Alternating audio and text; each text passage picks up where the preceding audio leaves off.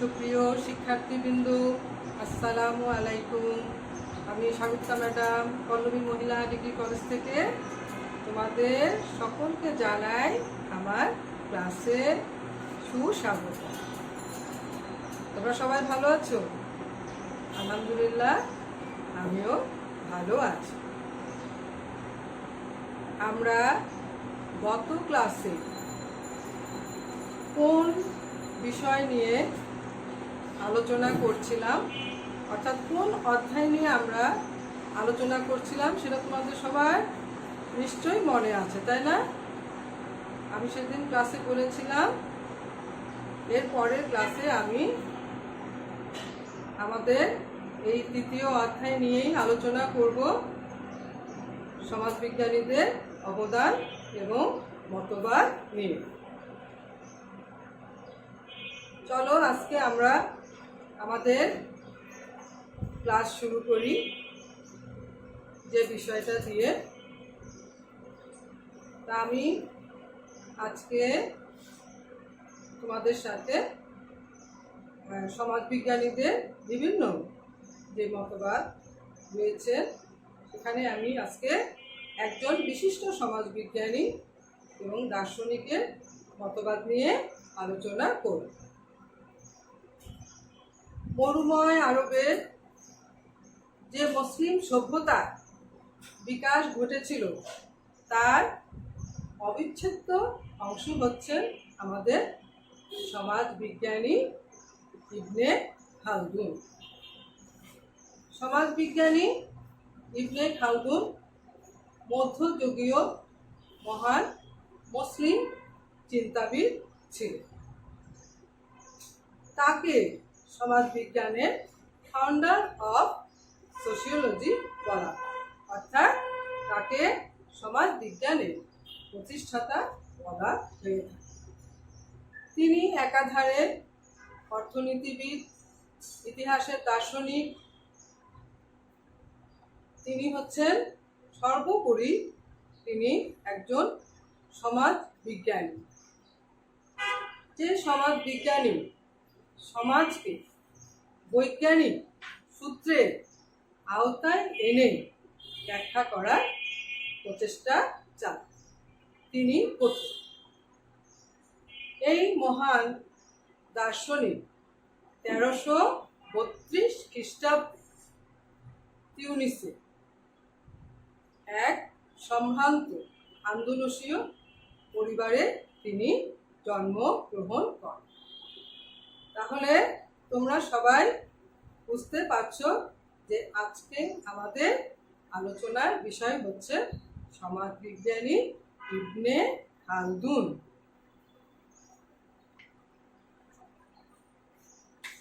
সমাজবিজ্ঞানী ইবনে খালদুন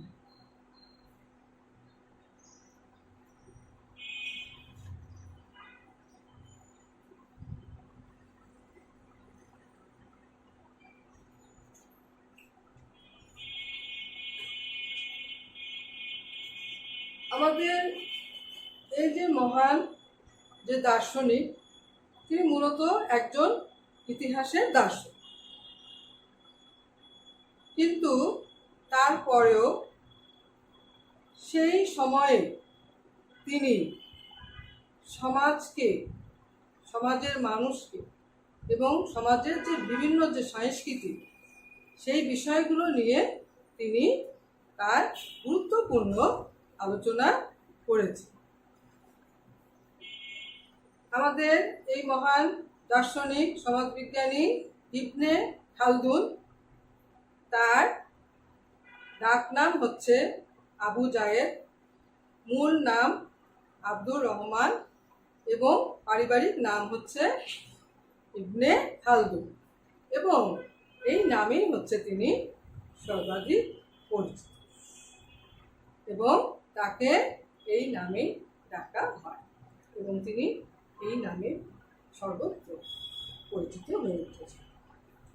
আজকে আমরা এই মহান ব্যক্তিত্বে সমাজবিজ্ঞানের ক্ষেত্রে তার যে অবদান রয়েছে আমরা সেই বিষয়গুলো নিয়ে আজকে আলোচনা করব। সমাজবিজ্ঞানী ইবনে খালদুন তার সর্বশ্রেষ্ঠ গ্রন্থ হচ্ছে আল মুকাদ্দিমা। তার রচিত কিতাবুল ইবার 7টি খণ্ডে বিভক্ত। এই 7টি খণ্ডের মধ্যে প্রথম খণ্ড হচ্ছে আল মুকাদ্দিমা বা ইতিহাসের সার্বজনীন ভূমিকা, অর্থাৎ দা প্রলিগোমেনা। এই ভূমিকাতে তিনি সমাজ এবং সংস্কৃতি অর্থাৎ মানুষের সমাজ বিজ্ঞান সম্পর্কে তিনি নিখুঁত চিত্র তুলে ধরেছে এই আল মুকাদ্দিমা। সমাজবিজ্ঞানী ইবনে খালদুন তার এই আল মুকাদ্দিমাতে তিনি বর্ণনা করেছেন যে ইতিহাস কেবল ঘটনার নিছক রাজনৈতিক বর্ণনা নয়, কারণ ইতিহাস কেবল নিরস ঘটনাপঞ্জি নয়। তিনি এখানে এই গ্রন্থে সমাজ, সংস্কৃতি এবং সমাজের মানুষ এবং মানুষের প্রতিষ্ঠান সম্পর্কে তিনি তথ্য দান করেছেন। তার এই যে আল মুকাদ্দিমা গ্রন্থ, এই গ্রন্থটি তার সর্বশ্রেষ্ঠ কীর্তি। তাহলে আমরা এখন একটু তার যে বিখ্যাত যে গ্রন্থ আল মুকাদ্দিমা, ওটাকে আমরা লিখে নিই।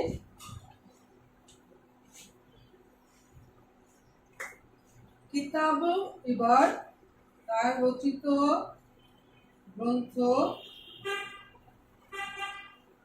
কিতাবুল ইবার। এই কিতাবুল ইবরের প্রথম খণ্ড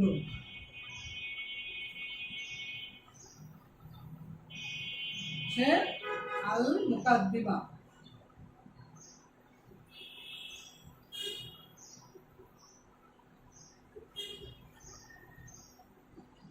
আল মুকাদ্দিমা বা দা প্রলিগোমেনা।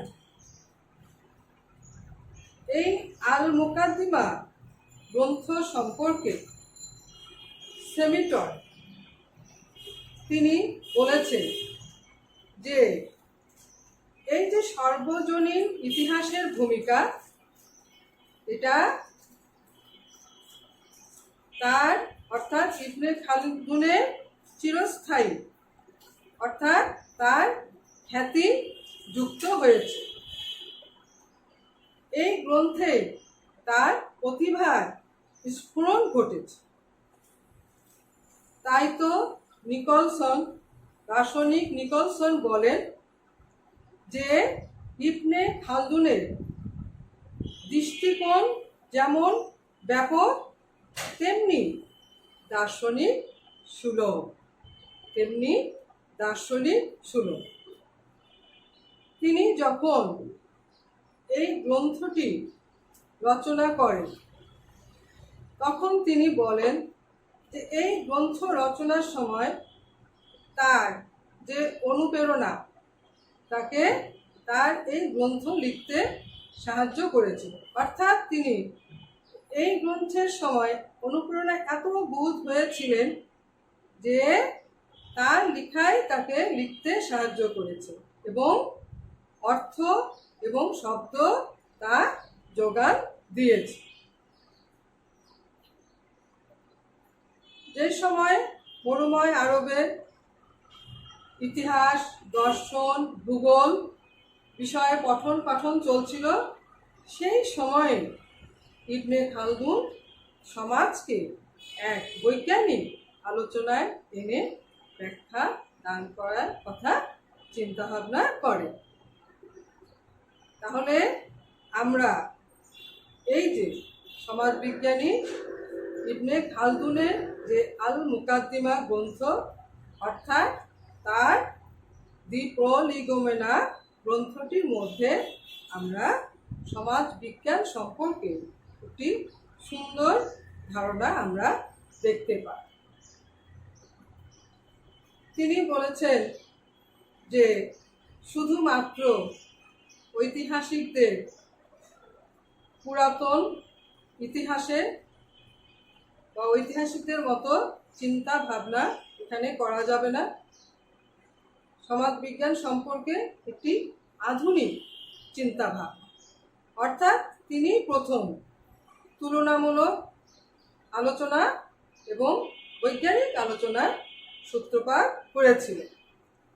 তাই তো সমাজবিজ্ঞানী ই বার্নস বলেন, এই লেখকের উল্লেখযোগ্য বৈশিষ্ট্য হল ঐতিহাসিকদের চলমান ধারা এবং ঐক্যকে বুঝতে পারে। তাহলে আমরা এই যে তার আল মুকাদ্দিমা, তার সর্বশ্রেষ্ঠ কীর্তি অর্থাৎ কিতাবুল ইবরের প্রথম খণ্ড অর্থাৎ ভূমিকা স্বরূপ বলা হয়, এবং এখানে আমরা দেখতে পাই যে তিনি সমাজ, সংস্কৃতি, সভ্যতা অর্থাৎ মানুষের সমাজ বিজ্ঞান সম্পর্কে তিনি আলোচনা করেছেন। আমরা এবার আসব সমাজবিজ্ঞানী ইবনে খালদুনের আল উমরান সম্পর্কে আলোচনা করব। আল উমরান তিনি সমাজবিজ্ঞান সম্পর্কে আলোচনা করতে গিয়ে অর্থাৎ সমাজ সম্পর্কে আলোচনা করতে গিয়ে এই আল উমরান একটি নতুন প্রত্যয়ের সৃষ্টি করে। সমাজতাত্ত্বিক আলোচনার ক্ষেত্রে এই আল উমরান একটি গুরুত্বপূর্ণ প্রত্যয়।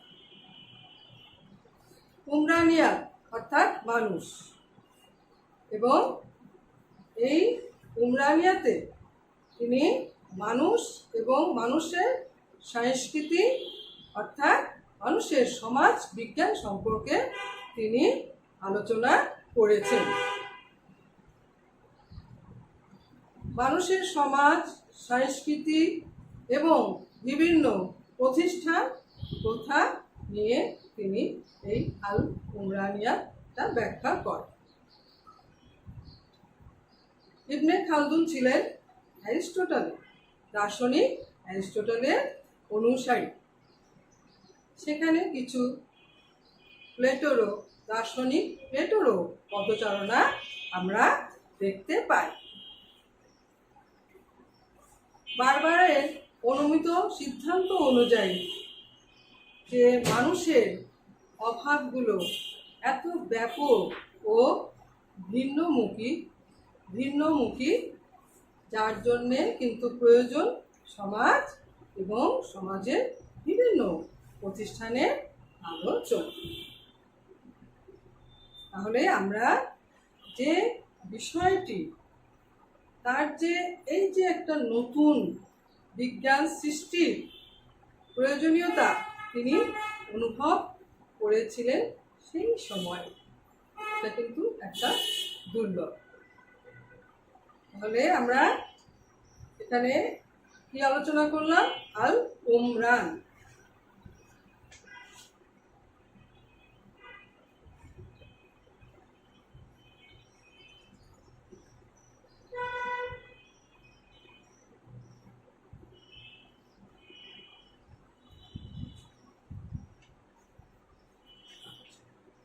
এবার আমরা আসব সমাজবিজ্ঞানী ইবনে খালদুন তার সমাজতাত্ত্বিক আলোচনার একটি কেন্দ্রীয় প্রত্যয় হচ্ছে আল আসাবিয়া। আল আসাবিয়া।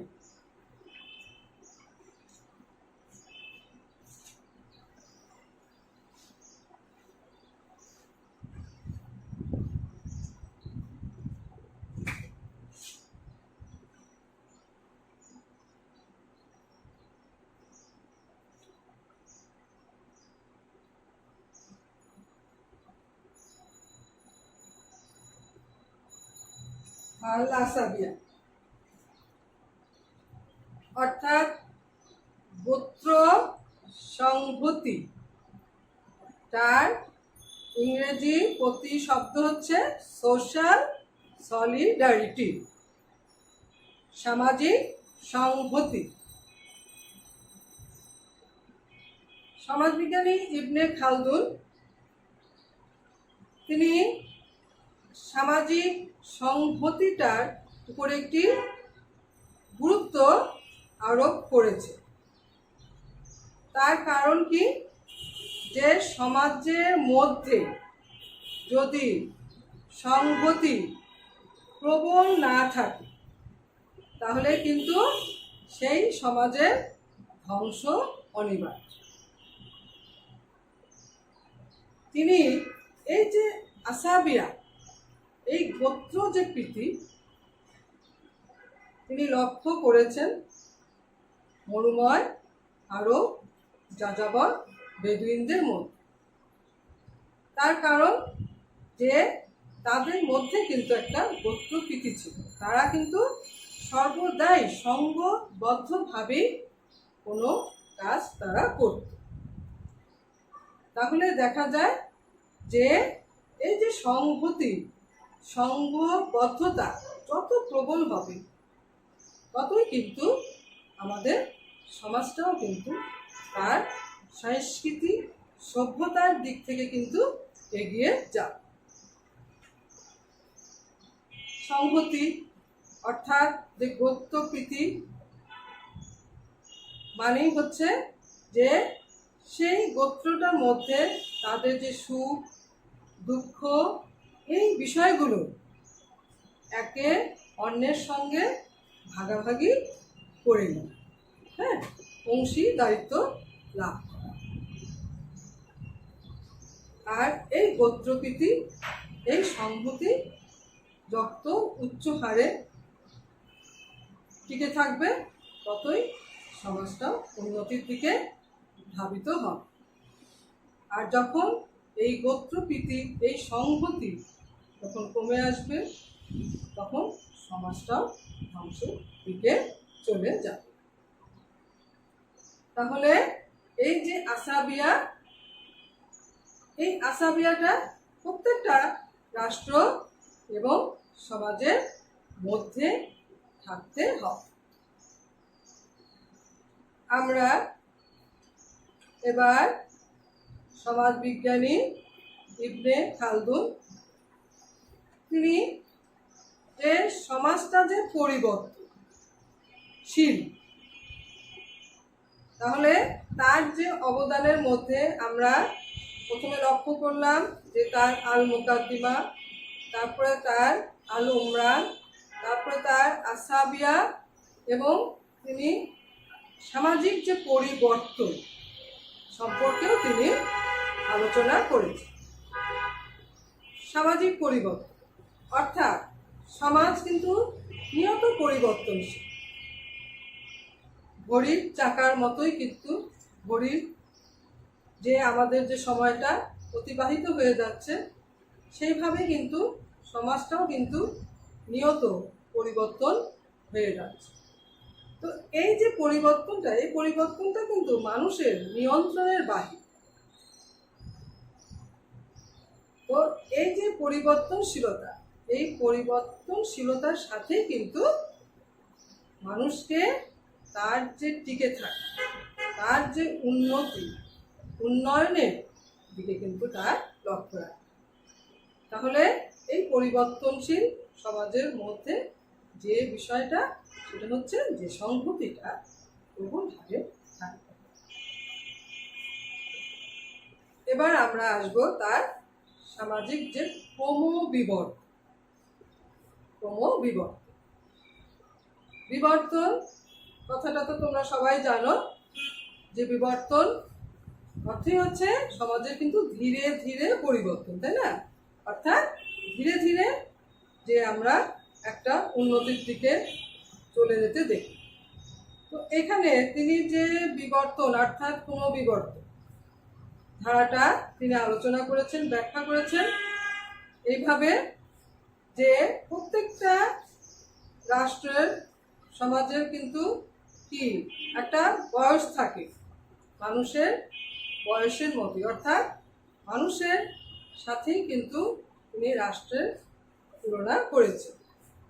অর্থাৎ শৈশব, যৌবন এবং বার্ধক্য, এক সময় এই রাষ্ট্রটাও ধ্বংস হয়ে যাবে।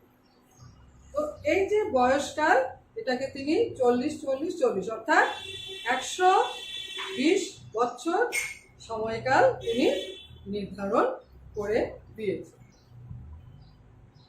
তাহলে ইবনে খালদুন, সমাজবিজ্ঞানী ইবনে খালদুন এইভাবে সমাজ ক্রম বিবর্তনের ধারাকে ব্যাখ্যা করেছে। এবার আমরা আসব যে বাদুয়া এবং হারদা। বাদুয়া এবং হারদা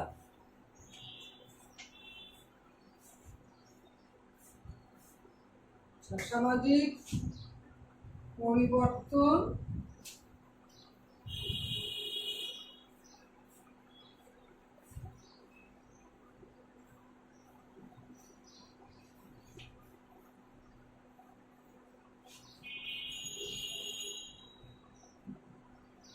ক্রমবিবর্তন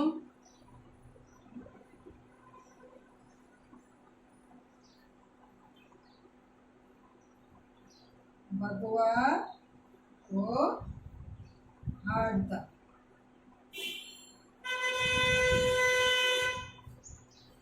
বাদুয়া ও হারদা এই যে দুটো ধারণা, অর্থাৎ একটা হচ্ছে গ্রামীণ সমাজবিজ্ঞান, আরেকটি হচ্ছে শহরের সমাজবিজ্ঞান। গ্রামীণ ও বেদুইন সমাজবিজ্ঞান, আর হচ্ছে শহরে সমাজবিজ্ঞান। তো গ্রামীণ যে সমাজবিজ্ঞান, অর্থাৎ এটার ভিত্তি কিন্তু আমরা জানি কিন্তু কৃষি, তাই না? তো এখানে তিনি যে লক্ষ্য করেছেন, মানে বলেছেন যে যাযাবর, কৃষক এই শ্রেণীর অন্তর্ভুক্ত, এবং আমরা বর্তমান সমাজে যে গ্রামীণ যে সমাজটা লক্ষ্য করি, সেখানেও কিন্তু কৃষি, অর্থাৎ এখানে হচ্ছে আমরা কি কৃষক শ্রেণীটাকে কিন্তু লক্ষ্য করে থাকি। এবং শহরের জীবন, অর্থাৎ শহরের সমাজবিজ্ঞান, যেখানে আমাদের যে গ্রাম জীবনটার কিন্তু কেন্দ্রস্থল, অর্থাৎ শহরের যে কেন্দ্রস্থল সেটা কিন্তু গ্রামীণ জীবন, এবং এই গ্রামীণ জীবন যখন ব্যাপক হারে বৃদ্ধি হয় তখন কিন্তু শহরের কি উৎকর্ষতা লাভ করে। তিনি যে শহরের সমাজবিজ্ঞান অর্থাৎ যে জটিলতা, এখানে তিনি যে আমাদের সামাজিক যে বিভিন্ন প্রতিষ্ঠানগুলোর সমন্বয় কিন্তু গড়ে উঠছে। তো এই যে সমাজবিজ্ঞানী ইবনে খালদুন তার বাদওয়া এবং হারদা অর্থাৎ গ্রামীণ এবং যে শহর যে সমাজবিজ্ঞান সম্পর্কে তিনি আলোচনা করেছেন সেই সময়ে তিনি, আর আমরা এর আলোকপাত দেখতে পাই, যেমন আমাদের সিএইচ কুলি তার যে দল, সেখানে তিনি দলকে দুটো ভাগে ভাগ করেছেন, যে প্রাথমিক দল এবং মাধ্যমিক দল। সামনার যেমন বলেছেন আমরা গোষ্ঠী, হ্যাঁ, আর হচ্ছে কি যে তোমরা গোষ্ঠী, মানে অন্তর্গোষ্ঠী এবং বহির্গোষ্ঠী, আমাদের দল আর হচ্ছে বাহিরের দল। তো এই যে বিষয়গুলো সেক্ষেত্রে কিন্তু আমরা লক্ষ্য করি যে সেই সময় চতুর্দশ শতকে তিনি এই যে একটা আধুনিক চিন্তা ভাবনা তিনি কিন্তু করে গেছেন পদ্মবাদ এবং ভারদা, অর্থাৎ বর্তমান সমাজ বিজ্ঞানের একটি আলোচনার গুরুত্বপূর্ণ ক্ষেত্রই কিন্তু হচ্ছে গ্রামীণ এবং শহরের সমাজ বিজ্ঞান। গ্রামীণ এবং শহরের সমাজবিজ্ঞানী ইবনে খালদুন আরেকটি বিষয় আলোচনা করেছেন। সেই বিষয়টা হচ্ছে যে কি ভৌগোলিক আবহাওয়া, অর্থাৎ ভূগোল এবং ভৌগোলিক পরিবেশ দ্বারা সমাজটা কিন্তু প্রভাবিত। তাহলে সেই ক্ষেত্রেও আমরা যে সমাজবিজ্ঞানীর অবদান লক্ষ্য করি। তিনি ব্যাখ্যা করেছেন যে এই যে মরুময় যে যাযাবরদের যে কঠিন যে জীবনটা, যে সংহতিটা, সেটা কিন্তু একমাত্র ভৌগোলিক পরিবেশের কারণেই কিন্তু সম্ভব হয়েছে। সেই ভৌগোলিক কারণেই কিন্তু তারা যে কষ্টার্জিত জীবনযাপন করত, সেটা তাদেরকে কিন্তু একত্রে থাকার মানসিকতা তাদের মধ্যে কিন্তু গড়ে তুলেছে। মন্টেস্কু তার দ্য স্পিরিট অফ লস গ্রন্থে এই যে ভৌগোলিক পরিবেশের গুরুত্বের কথা তিনি তুলে ধরেছেন।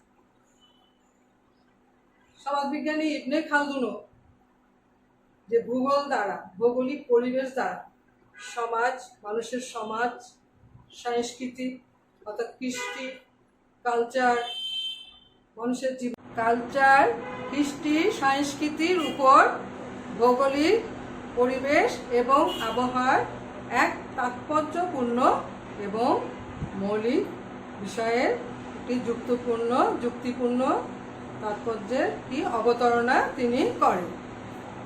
তিনি এই ব্যাখ্যাও দিয়েছেন যে যে সমস্ত অঞ্চল নাতিশীতোষ্ণ, সেই সব এলাকায় বিজ্ঞান এবং কলার উদ্ভব সম্ভব হয়েছে এবং যে সমস্ত এলাকা উষ্ণ ভাবাপন্ন, সেই সমস্ত জায়গায় কিন্তু এইভাবে যে আমাদের যে সংস্কৃতিটা কিন্তু নিম্নমুখী হয়েছে। তাহলে দেখা যায় যে এই যে সমাজ বিজ্ঞানটাও কিন্তু যে ভূগোল দ্বারা পরিবেষ্টিত এবং তিনি সেই ব্যাখ্যাটাও কিন্তু দিয়েছিলেন। তাহলে তার অবদানের ক্ষেত্রে আমরা এই যে একটা গুরুত্বপূর্ণ দিকও কিন্তু আমরা দেখতে পাই। সমাজবিজ্ঞানী ইবনে খালদুন তাকে, অর্থাৎ তার যে অবদানগুলো, তিনি সমাজকে এবং সমাজ বিজ্ঞানকে একটি বৈজ্ঞানিক ধারায় এনে আলোচনা করার কথা কিন্তু তিনি বলে গিয়েছেন। যদিও তার যে অবদান এবং সমাজ বিজ্ঞানে তার যে একটা অবদান রয়েছে, অর্থাৎ সমাজ বিজ্ঞানকে আলাদাভাবে বৈজ্ঞানিক মর্যাদা দানের ক্ষেত্রে আমরা সমাজবিজ্ঞানী অগাস্টকো তাকে কিন্তু সমাজবিজ্ঞানের জনক বলে আমরা জানি। এই ক্ষেত্রে আমাদের সমাজবিজ্ঞানী ইবনে খালদুন তার যে বিষয়গুলো, তার যে অবদানগুলো বেশ কিছুকাল ধরেই কিন্তু অগোচরে থেকে যায়। তারপরে পশ্চিমা বিশ্ব তার অবদানগুলো মূল্যায়ন করে এবং বিশ্বের দরবারে কিন্তু তিনি সমাদৃত হন এবং আমাদের এই সমাজবিজ্ঞানী ইবনে খালদুনকেও কিন্তু সমাজবিজ্ঞানের প্রতিষ্ঠাতা অর্থাৎ সমাজবিজ্ঞানের জনক বলে আমরা অভিহিত করতে পারি। জিপারম্যান, গ্যাপলিন প্রমুখ সমাজবিজ্ঞানী ইবনে খালদুনকে সমাজবিজ্ঞানের জনক বলে অভিহিত করেছে এবং আমাদের বিশিষ্ট সমাজবিজ্ঞানী একে নাজমুল করিম, তিনিও কিন্তু সমাজবিজ্ঞানী ইবনে খালদুনকে সমাজবিজ্ঞানের জনক বলে স্বীকার করে। সমাজবিজ্ঞানী ইবনে খালদুন অর্থাৎ এই যে মহান যে দার্শনিক, নবম থেকে চতুর্থ শতক পর্যন্ত যখন যে মুসলিম সভ্যতার যে বুদ্ধি বিকাশের চর্চা হচ্ছিল, সেখানে প্রাকৃতিক বিজ্ঞান, সামাজিক বিজ্ঞান, দর্শন, ইতিহাস লিখন প্রভৃতি নিয়ে কিন্তু আলোচনা চলছে। প্রকৃতপক্ষে একদল মননশীল ব্যক্তি যাদের অনুপ্রেরণায় মুসলিম সভ্যতার অগ্রগতি সাধিত হয়েছে, তার মধ্যে এই আমাদের মহান দার্শনিক ইবনে খালদুনের কথা আমরা জানতে। তিনি মুসলিম সভ্যতা এবং সংস্কৃতির ক্ষেত্রে তার যে অবদান, অর্থাৎ সেই সময় তিনি কুসংস্কার এবং অনর্গল যে পাণ্ডিত্য থেকে তিনি কিন্তু ইউরোপবাসীকেও কিন্তু তিনি মুক্ত করেছেন, এই মহান দার্শনিক। তাহলে আমরা তার যে এই আলোচনার মধ্যে দিয়ে আমরা সমাজবিজ্ঞানী ইবনে খালদুনের অবদানের কথা জানতে পারব। তাহলে আমরা আবার একটু দেখে নেই যে সমাজবিজ্ঞানী ইবনে খালদুন 1332 খ্রিস্টাব্দে তিউনিসে এক সম্ভ্রান্ত আন্দালুসিয়ান পরিবারে তিনি জন্মগ্রহণ করেন। তিনি তার যে সময়টা তিনি লক্ষ্য করেছেন যে মুসলিম যে সভ্যতার উন্নতি এবং অবনতি, এই সময় তিনি তার যে পিতামহ বিভিন্ন রাষ্ট্রীয় পদে ছিলেন এবং তিনিও কিন্তু রাষ্ট্রীয় পদে ছিলেন, এবং তিনি রাজনীতির ক্ষমতা, লড়াই, দ্বন্দ্ব প্রভৃতি তিনি পর্যবেক্ষণ করতে পেরেছেন, এবং তার জীবনের শেষকাল কিছু সময়ে কিন্তু তিনি এই আল মুকাদ্দিমা গ্রন্থটি তিনি রচনা করেন, যা তার সর্বকালের সর্বশ্রেষ্ঠ গ্রন্থ। এবং এই যে গ্রন্থের মধ্যে তিনি সমাজ, অর্থনীতি, ভূগোল, দর্শন, সংস্কৃতি, ইতিহাস, বিভিন্ন যে আধ্যাত্মবাদ প্রভৃতি বিষয় সম্পর্কে তিনি আলোচনা করেন। তাহলে আমরা সমাজবিজ্ঞানী ইবনে খালদুন আলোচনা করার মধ্যে দিয়ে আমরা যে প্রশ্নগুলো আমাদের সামনে আমরা তুলে ধরতে পারি, যেমন জ্ঞানমূলক প্রশ্ন, তোমরা অবশ্যই যে ইবনে খালদুন কত খ্রিস্টাব্দে জন্মগ্রহণ করে এবং তার বিখ্যাত গ্রন্থটির নাম কি, তিনি যে আল উমরানিয়া, তাই না, এই যে ধারণাটা, অর্থাৎ সংস্কৃতির বিজ্ঞান, মানুষের সংস্কৃতি বিজ্ঞান, এই বিষয়টা সম্পর্কে তুমি কি জানো? আল আসাবিয়া, এইটা সম্পর্কে তুমি কি জানো? এবং এই যে মহান দার্শনিক এবং সমাজবিজ্ঞানী ইবনে খালদুন, তার যে অবদান, এটা আমাদের যাবে সৃজনশীল প্রশ্নের মধ্যে। আমরা এই অবদানটা খুব সুন্দরভাবে এবং চমৎকারভাবে অবশ্যই বাসায় করব। আজকে আমার এই আলোচনার মধ্যে দিয়ে ক্লাস শেষ করছি। সকলকে ধন্যবাদ জানাই।